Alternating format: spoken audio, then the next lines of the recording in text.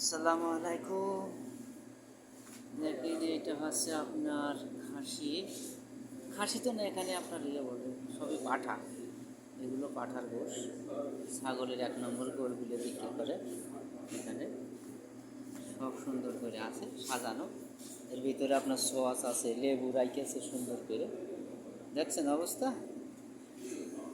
দেখেন ভাই, সবাই তো দেখেন, এই দেখেন হাড্ডি বুকের খাসা এরকম সুন্দর করে কেটে কেটে কেটে কেটে সাইজ করে রেখে দিয়েছে। এটা ব্লেন্ডার করা, এটা ব্লেন্ডার করা।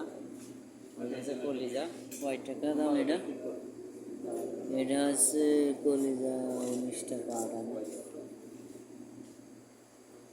5 টাকা আছে,